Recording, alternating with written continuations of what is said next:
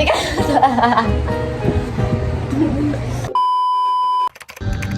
Dear self. Ano ba? Sorry for hating you for previous several days, to the point that I just wanna cut everything. But believe me, so far I've made the decision to move forward, and I know I must keep moving forward. But you know what? After all of the things, after of what happened, I felt that life is unfair and will never be fair. The challenges will come, and yes, it will not be easy. But from the very beginning, I know that it's part of our life. It's part of my life. So, self, always remember that life will not allow you to simple be joyful. And right now, it's about to, it's not gonna be easy. And right now, I'm literally in pain, to the point where I am not happy with myself. I am not happy with you, self. But I need to get through this and go forward.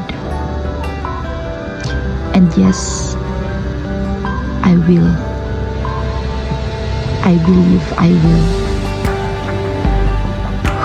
Self, just a sorry message, but of course, thank you message. I just want to say thank you for all the lessons you've taught me.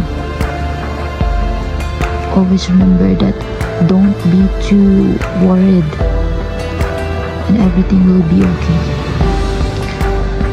I know you're exhausted and everything, but there are more reasons to lift you up. In God, there is a full of love and hope. Anyways guys, yung video record kanina, it was recorded last year. So after ko malaman na failed ako, I got anxiety kasi. No, which is valid naman yung feelings ko dahil sa mga nangyari. Especially sa result po ng exam last year.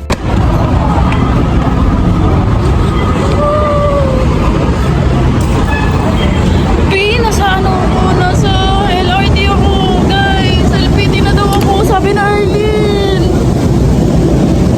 Hindi ako makahinga. Sheesh. Thanks Lord, thanks Lord.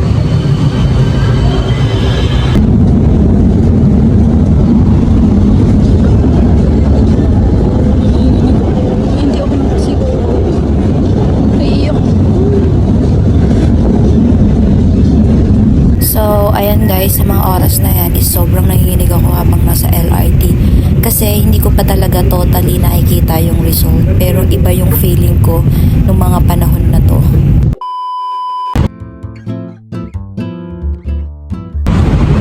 Grabe, LPT.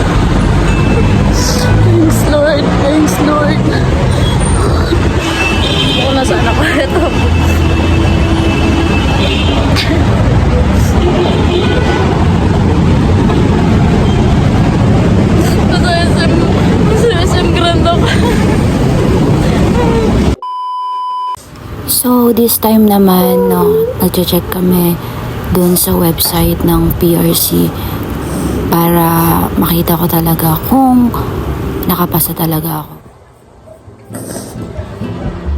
Hindi ko makita eh. Wala akong load eh. AMR.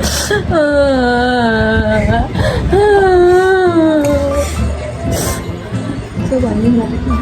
M-E-M-E-N.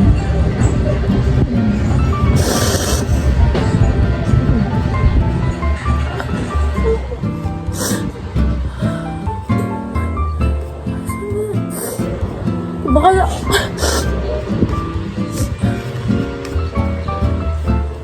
Alam mo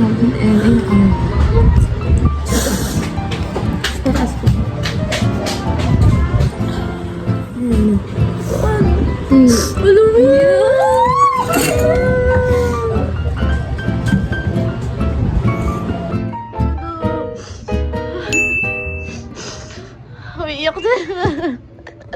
Umiiyak na. Umiiyak na dalawa.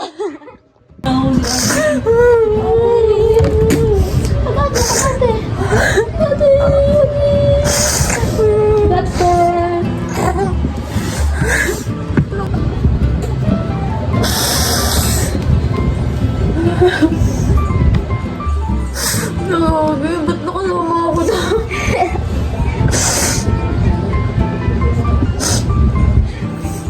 Tita. Minsan din lang, malitin ko mga bakal na.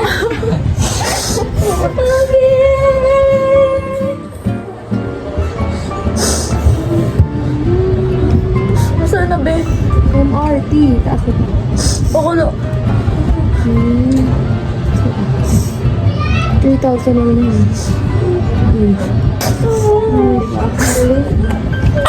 LPT na ako!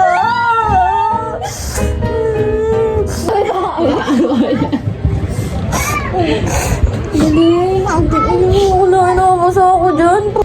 Hirap-hirap yan eh.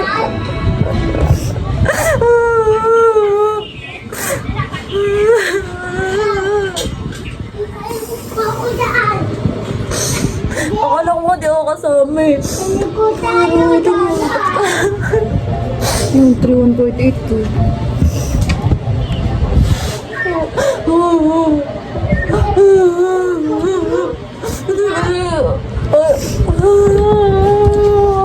Ayan na nga guys, no? So voice over muna tayo today. So ayun na nga, kung nagtataka kayo kung bakit sobra talaga yung iyak ko ng mga panahon na yan. Kasi syempre no, sa sobrang daming nangyari sa buhay ko, mapatrabaho, mapa-teacher, mapa-taping, mapa-sarili, mapa-family.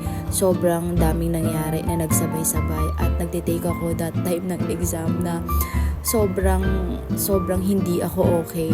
Pero nag-promise kasi ako sa sarili ko na kahit na nag-try man ako or nag-fail man ako, kailangan ko pa din magpatuloy dahil alam ko there's a right time at hindi naman ako nagkamali dahil binigay naman yun ni Lord sa tamang oras at tamang panahon. So tignan nyo, meron pa yan, iyak-iyak mode muna tayo. Kasi bakit ako kung dinadasal yan, inuwi ko.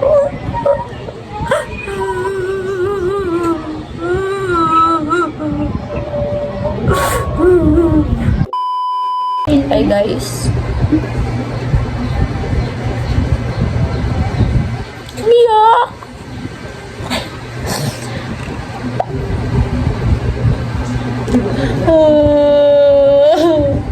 Ayoko rin ako.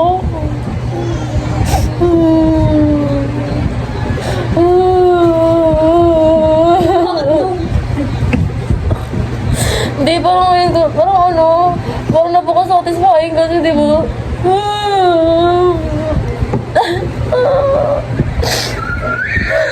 Guys, ang sarap manalo kapag dati ka. Nalala ko yung doon kami sa simbahan nila, nasa SM Grand Central kami. Tinitingnan ko yung pangalan namin nila, Carla. Tapos hindi ko nakatayo yung pangalan ko.